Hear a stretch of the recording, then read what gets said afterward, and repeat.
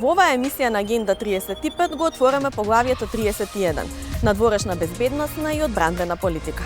Кога ќе споменеме оваа тема, прво на што помислуваме е членството во НАТО. Па во оваа емисија го објаснуваме сите придобивки што земјава ќе ги има од оваа интеграција, врската помеѓу НАТО интеграцијата и европските интеграции, односно членството во Европската унија, но и сите препораки што Европската унија ги има нотирано во извештајот на ова поле. Следете на.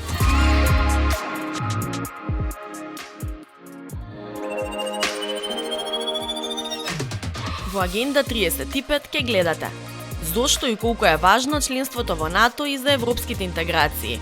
Гостин ни е министерката за одбрана Радмила Шекеринска. Европската унија од нас очекува поголема поддршка и учество во нивните цивилни и воени мисии. НАТО не значи само гаранција за безбедност, туку и повеќе инвестиции и за јакната економија. Разговараме со министерката за финансии Нина Ангеловска. Следете на. Иако е итна, ратификацијата за протоколот за членство на Северна Македонија во НАТО во шпанскиот парламент не е известно дека може да се случи до 12 февруари. Шпанскиот парламент има два дома, а протоколот треба да помине и на Комисијата за надворешни работи, а потоа и на пленарна седница. Според најавата на собранискиот спикер пак Талат Джафери, собранието на нашата земја треба да го ратификува протоколот за НАТО на пленарна седница на 11 февруари, ден пред распуштањето на сегашниот пратенички состав. Но роковите не значат ништо за големата слика, а таа е дека земјава годинава и официјално станува дел од најмокината светска воена и безбедносна заедница. Атлантските интеграции одат рака под рака и со европските. Во поглавието 31 надворешни и безбедносна политика, Брисел заклучува дека имаме напредок. Каква е позицијата на нашата држава во однос на европската одбранбена политика? Прво, генерално имаме веќе во континуитет добар скор за придружување кон европските позиции во поглед на надворешната политика. Тоа значи дека кога носат одредени одлуки кои што се однесуваат на трети земји, на надворешната политика на Европската унија, тогаш и ние како држава кажуваме дека сме согласни со тој став. И таа една конзистентност тие многу ја ценат. И самите кажаа дека во последните 2,5 години навистина е зголемен бројот на заеднички позиции кои што ги имаме како земја кандидат со Европската унија. Она што е ново и што го најавивме веќе од 2018 година е дека сме заинтересирани да учествуваме во една од европските мисии предводени од Франција во Африка. И јас очекувам дека негдека кон средината на 2020-та првите двајца офицери на армијата на Република Северна Македонија ќе се приклучат на францускиот контингент како дел од европската тренинг мисија во Централноафричката република. Тоа веќе е плюс. Па не, ние сме учесници на и на ЕУ мисијата во Босна и Херцеговина. Но е дефинитивно прва мисија надвор од нашиот регион и особено прва мисија во Африка. Една од областите на кои Европската комисија инсистира е заедничка соработка во полето на борбата со хибридни закани, интернет безбедност и лажните вести. За жал тука немаме аки, или можеби поточно нема ни Европската унија нема рецепт. Премногу е ново.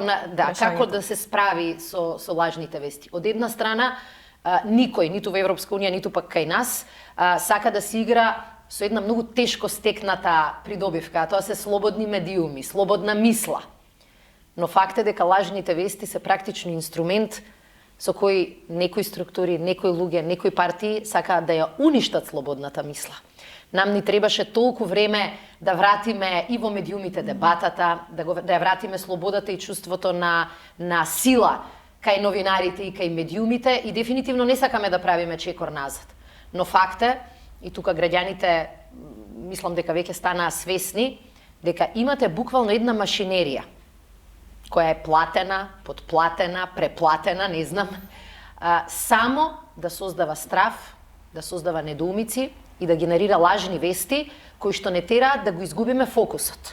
Например, секој пат кога фокусот на јавноста е кон некој од важните судења за поранишните бомби, за да не се види вистината, за да не се види дека се подплаќаат и поротници, се прави притисок врз нив, се прави притисок и на обвинители и на суди, се бара наеднаш превод и на албански јазик, само за да се спречи крајот на судската постапка, наеднаш од овие структури ќе добиете некој тип на напад со лажна вест и вниманието ќе го пренасочиме кон нешто друго. И мислам дека единствениот рецепт кој може да профункционира се институции кои што ќе реагираат промптно и ќе ја даваат вистината. Меѓутоа и медиуми, и новинари, и професионални здруженија кои што ќе покажат отпорност. За жал, социјалните мрежи некогаш заради брзината почнуваат да ни ги креираат вестите. А некогаш половина од таа содржина може да биде лажна. Ова е, како велат, работа во work in progress. Допрва и ние, и Европската Унија се труди да ги учи лекциите, но некогаш последиците се навистина многу сериозни. Видовме и серија на избори во Европската Унија кои што беа под силно влијание на лажни вести. По изборите се заборава. Не само избори, процеси, Брекзит. Да, кога последен пат во Македонија сте чуле за опасност од бегалци? Ама пред изборите во 2017 тоа беше, се обидуваа да стане главна тема во изборите. Тој тип на лажни вести многу ни го трошат времето, ни ја трошат енергијата и сакаат да направат ситуација во која некои други интереси, политички, поединечни, лични, коруптивни, да продолжат да си се остваруваат и да си се чуваат. А колку самото членство во НАТО ќе помогне всушност и на европските интеграции? Шекеринска вели многу. Тоа праќа сигнал дека ова е сериозна земја што гарантира безбедност. Ние имаме искуство на Балканот што значи кога си загрозен, кога безбедноста не ти е гарантирана.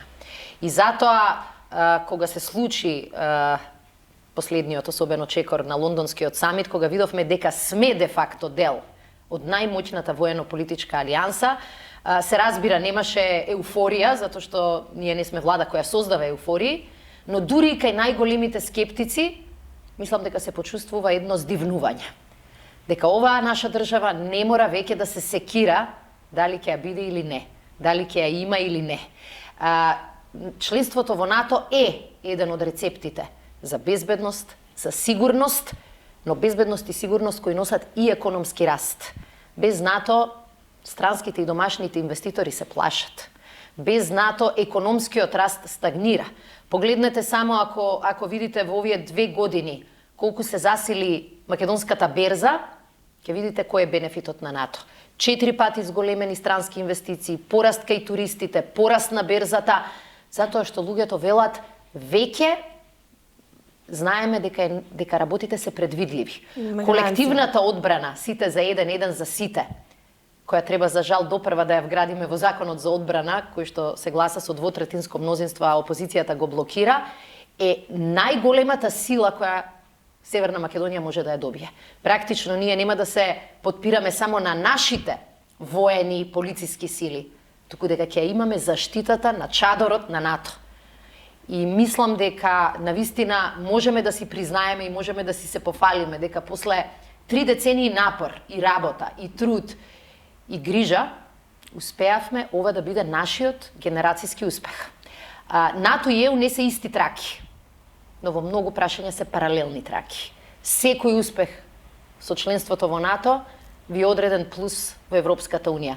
Европската Унија не дискутира со држави кои што прво не си гарантираат собствена безбедност и кои не се демократски по својата суштина. И додека НАТО ќе биде од помош на патот кон Брисел, домашната поларизација и меѓупартиската тензија тешко дека ќе ја смири. Веќе искуството со ВМРО ДПМН ни покажува дека не треба да се надеваме на чуда. За жал, мислам дека ќе продолжат во истиот стил. Она што не успеа да го спречат, ќе се трудат да го минимизираат. Погледнете го само однесувањето со законот за одбрана. ВМРО ДПМН е бара да се ратификува членството во НАТО, а главниот инструмент со кој ќе можеме да ја искористиме заштитата на НАТО не го поддржува во собранието. И кое било образложението? Не сакале да гласаат за армија на Република Северна Македонија.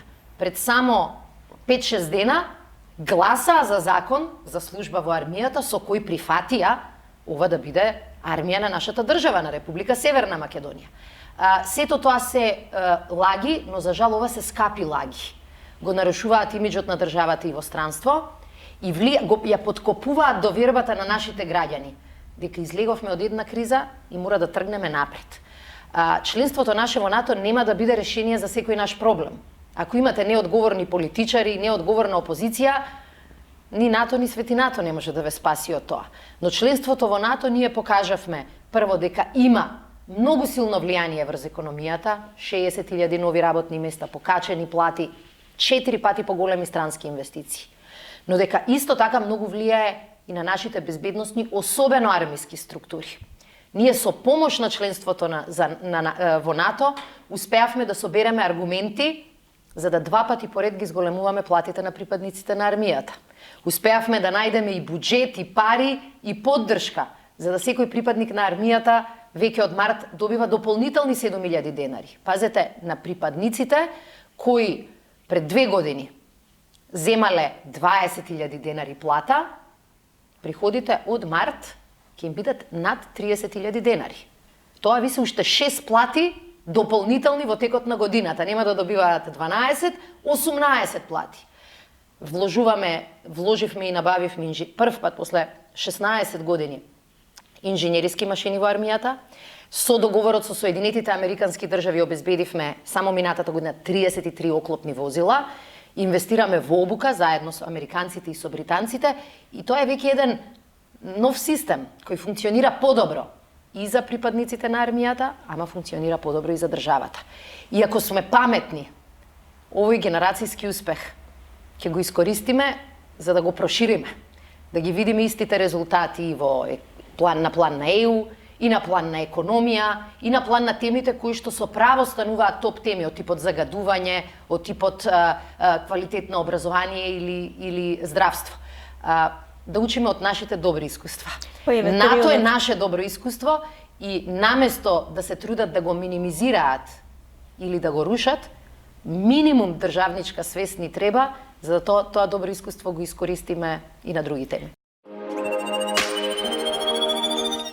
Членството во НАТО ќе ни биде од исклучителна важност за што побрзо исполнување на условите од поглавието 31 кој се однесува на надворешна, безбедносна и одбранбена политика, смета магистарот по меѓународна безбедност Елмаз Хасановиќ. Забелешките на Европската комисија во извештајот за Македонија се однесуваат на надворешно безбедносната политика и заедничката безбедносна и одбранбена политика. Во однос на првата на заедничката надворешна и безбедносна политика, Европската унија користи средства и алатки за подобрување на нивните цивилни воени способности за справување и управување со кризни ситуации.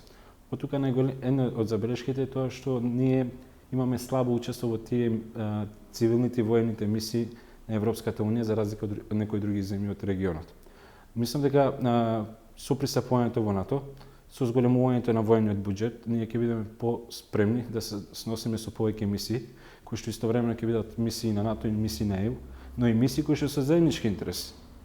ЕУ и НАТО имаат заеднички вежби и тоа е справување со миграцијските канали на Медитеранот, но и во Егејското море. Втората придобивка, која што би била во таа насока, е преку учеството во НАТО мисиите ние ќе зголеме интероперабилноста, ќе се стекнеме со нови знаења и вештини кои што ќе бидат апликативни, имајќи во пред дека 22 од вкупно 28 земји членки на Европската унија се членки на НАТО, преку таа размена на информации ќе имаме пристап и увид во тоа што се случува, што е тоа заеднички интерес и како ние да ги подобриме одредени работи кои што произлегуваат од подглавијата на Европската унија. Европската унија од нас очекува поголема поддршка и учество во нивните цивилни и воени мировни операции низ светот.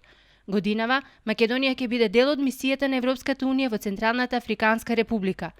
Во извештајот исто така се посочува дека државата нецелосно се придржува кон декларациите и одлуките на Европскиот совет и примената на рестриктивните мерки. Ние имаме слаба придржаност према имплементацијата на рестриктивните мерки.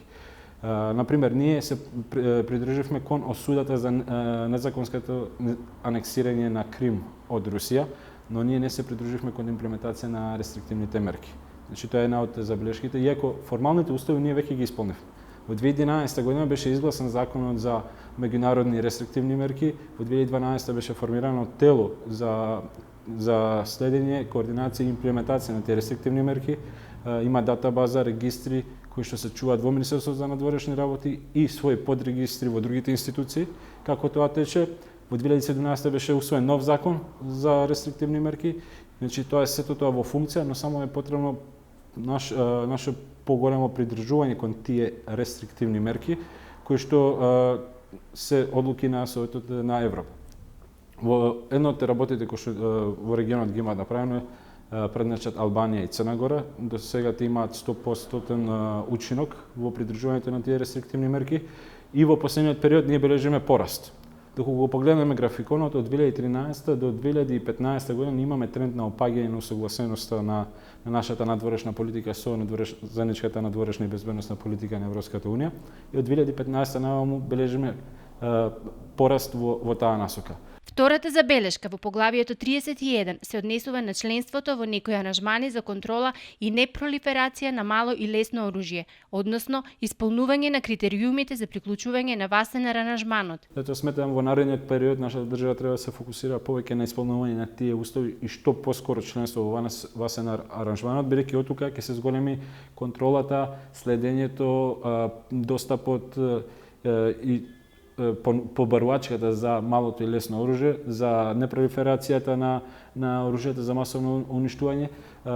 Ние имаме одреден напредок во таа област. Ние се приклучивме кон анкетата за заштита на анкетата за хибридни ризици, кои што Министерството за одбрана веќе почна да го имплементира за да ги детектираме тие одредени слабости во нашиот систем и тоа е дополнителен прогрес и сметам дека во наредниот период тоа ќе има големо влијание во подобрувањето на перформансот, но ВАСЕНАР аранжманот и доследната примена на конвенциите за непролиферација на хемиско, биолошко, радиолошко и нуклеарно оружје ќе бидат едни од главните компоненти на кои што ќе треба да се фокусираме, бидејќи формалните услови се исполнети, само е потребна доследна примена и поголемо учество во тие меѓународни организации. Членството во НАТО, според Хасановиќ, ќе значи зачувување на мирот и безбедноста во Европа и во регионот.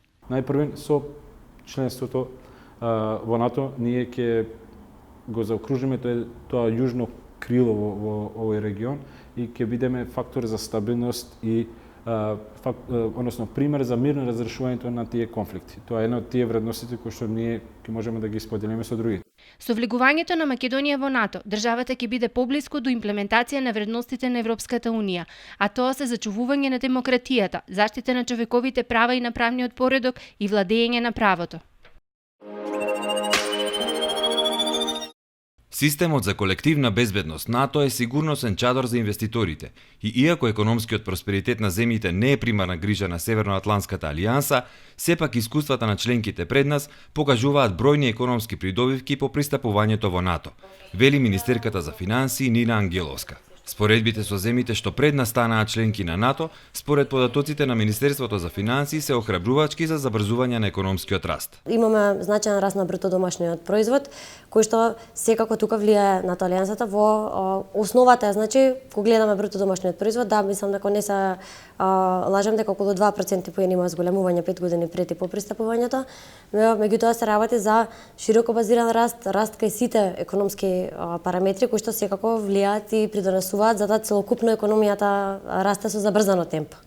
Според Ангеловска, анализите покажуваат дека најсилни позитивни ефекти НАТО обезбедува за зголемување на странските инвестиции. Странските директни инвестиции, еве ако ги земеме за споредба, во просек кај земјите од Централна и Југоисточна Европа кои што пристапија во 1999 година и во 2009 година, ако се споредува оној период од 5 години, значи имаме пораст од 4,5% странски директни инвестиции, нели како процент од бруто домашен производ, раст потоа во следните 5 години по пристапувањето на 7,4%. Значи гледаме дека кај странските директни инвестиции има навистина влијание. Понатаму пристапот во НАТО носи расти за не само за странските директни инвестиции, туку и за бруто инвестициите целокупно и за домашните компании. Така земјите кои што пристапија во НАТО во 2004 година онаа група, ако ја споредиме повторно онај 5 години период пред и потоа, има раст на учество на бруто инвестициите во бруто домашниот производ за 6% поени. Тоа секако растат на инвестициите носи намалување на невработеноста, па онаа разлика кај невработеноста е од 11,4% на 6,5% намалување на невработеноста. Потоа секако тоа повлекува и обемот на трговијата или извозот, кој што споредбата е од 6,8% на речиси 12% повлегувањето во НАТО. Сето ова секако влијае на подобрување на животниот стандард на граѓаните и така ако гледаме бруто домашниот производ по глава на жител, има раст од 7% во просек 5 години пред пристапувањето на 10,2% по зачленувањето во Алијансата. Освен кај поразвиените земји, министерката Ангеловска објаснува како реагирале економиите и на соседните држави откако станале членки на НАТО. Па еве ако ја земеме Црна Гора како најтазен или која што пристапи во 2017 година, годината пред да пристапи и споредбата по пристапувањето има раст од над околу 150% кај странските директни инвестиции, што е еден драматичен, би кажала, раст и секако дека тука особено во странските директни инвестиции се застапени компании од други НАТО членки. Понатаму повлезот во НАТО кај Црна Гора се зголеми годината повлезот и бројот на странски туристи за 25%. Раст, уште еден бенефит беше секако можност за граѓаните на НАТО на Црна Гора да вработувањето и во НАТО структурите. Други земји од соседите, ако споредиме поблиски кои што не се Бугарија и Албанија. Така, например, кај Албанија, која што пристапи во 2009 година, имаме раст на странски директни инвестиции како процент од бруто домашен производ од 5,5 на 9,1%. Ако ја земеме Бугарија, значи кај нив имаме од 7 на дури 20% раст на странските директни инвестиции. И економскиот раст кој што го споменавме, например, кај Бугарија во просек 5 години пред влегувањето изнесуваше 2,8%, за да по 5 години по влегувањето изнесува околу 7%, односно 6,7%. Сите овие блиски примери, па и сите примери даваат за право да очекуваме зголемена доварба кај инвеститорите и раст на економијата, раст на странските директни инвестиции, на бруто инвестициите, понатаму намалувањето на невработеноста. Се ова е една основа на која што ги темелиме очекувањата за економскиот раст и позитивното влијание од пристапувањето во НАТО алијансата. Конкретно за домашните компании, Ангеловска вели дека НАТО отвора нов пазар од неколку милиарди евра, кој досега не им беше достапен на нашите фирми. Алијансата е огромен побарувач, значи се отвара можност за домашните компании да се вклучат во тие синџири на набавки, набавка на опрема, на сигурност на информацијски и комуникацијски технологии, транспорт и така натаму. Добро е што за нашите компании се отвара оваа можност и не само како субконтрактори, туку да учествуваат на јавните набавки. Значи се отвора еден огромен нов пазар и нова можност, меѓутоа покрај тоа што е нова шанса ќе биде на некој начин и тест за конкурентноста на домашните компании. Од друга страна, исто така е важно да се каже дека се отвара и можност за опремување на нашата армија, бидејќи буџетот на одбраната имаме стратешката определба е дека до 2024 ќе изнесува 2% од бруто домашниот производ. Значи секоја година ние 0,2% од бруто домашниот производ треба да го зголемуваме буџетот на одбраната, така и оваа година е поголем од минатата година. И сето тоа ќе значи не само опремување на армијата, отварање на можност за IT компаниите, за транспорт, за учество на јавните набавки, значи се отвара навистина нова можност и нов пазар за домашните компании. Меѓутоа, влезот во НАТО се совпаѓа со одржувањето на предвремените парламентарни избори, а искуството покажува дека во време на кампања економијата стагнира. Избори кога има се очекува и нормално е да тоа има одреден своевиден ефект на економијата, повеќе би рекла на предпазливост или одредена доза на резервираност кај приватниот сектор, односно оние покрупни инвестициски зафати кои што се планираат, да можеби се земе доза на предпазливост, па да се зачувуваат за после изборите. И тоа е нормално, меѓутоа јас се надевам дека НАТО ефектот тука ќе преовлада, затоа што самото НАТО и Алијансата представува еден своевиден сигурносен чадор, политичка сигурност и за странските, но и за домашните инвеститори. Министерството за финансии засега прогнозира дека економскиот раст годинава ќе достигне 3,8%, но министерката Ангеловска е оптимист дека овие проекции може да се ревидираат и кон попозитивни.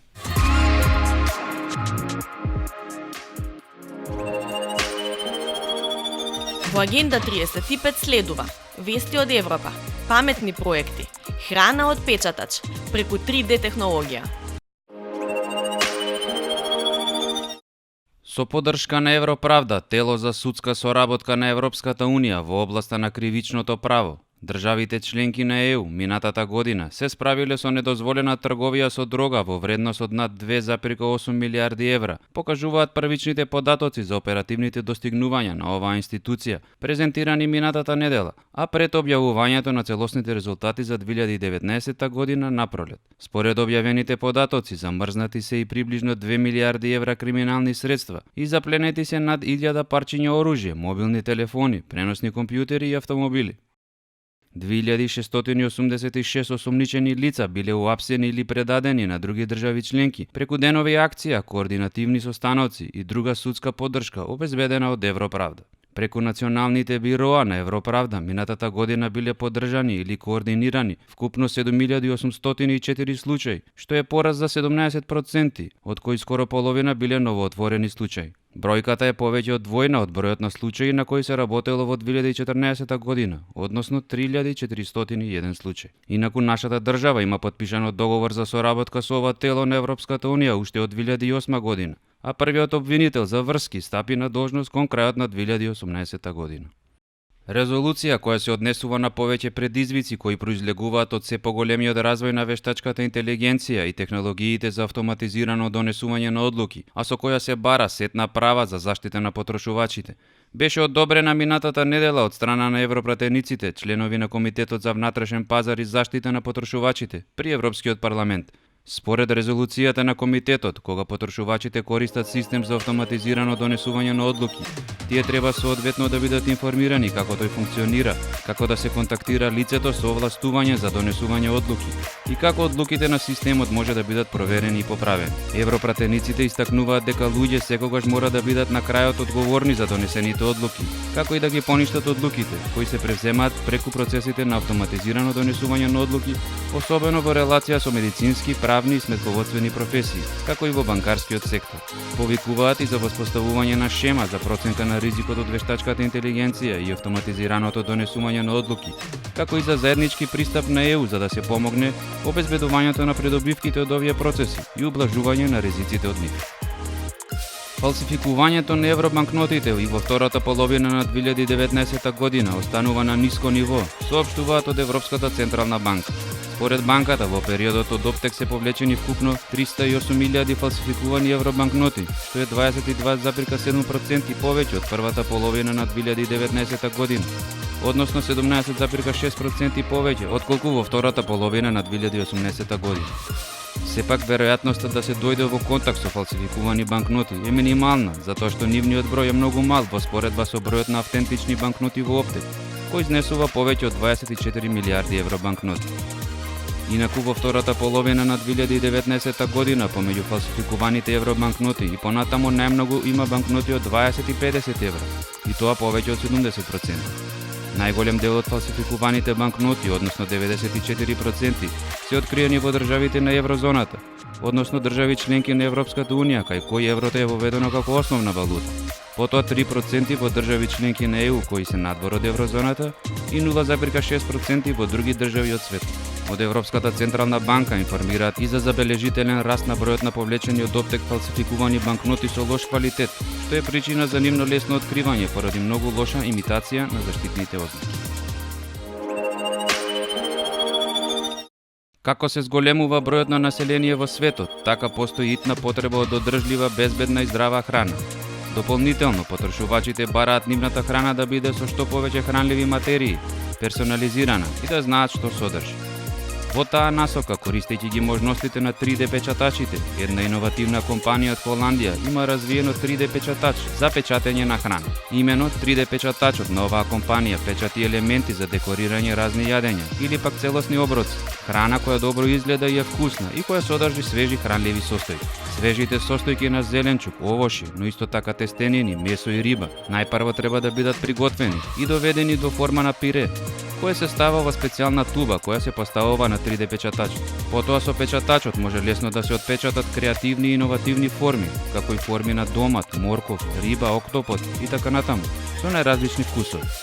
Со иновативниот производ може да се отпечати и храна од рециклирани состојки кои не се доволно добри да бидат продадени во супермаркетите и нормално се фрлаат во отпад, како оштетено овошје и зеленчук, но кои се уште може да бидат употребени како извор на храна.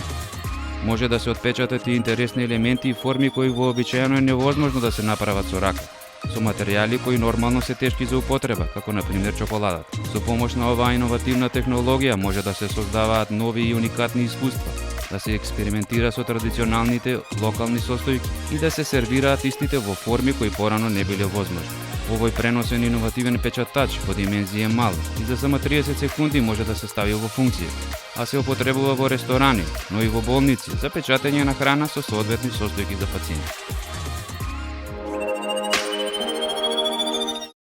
Следната недела се гледаме во истиот термин и на истата фреквенција. Среда 20 часот и 15 минути на Македонската радиотелевизија. Ке го анализираме Брекзит и значењето што овој процес ќе го има и за Европската унија и за нашата држава. Следете ме.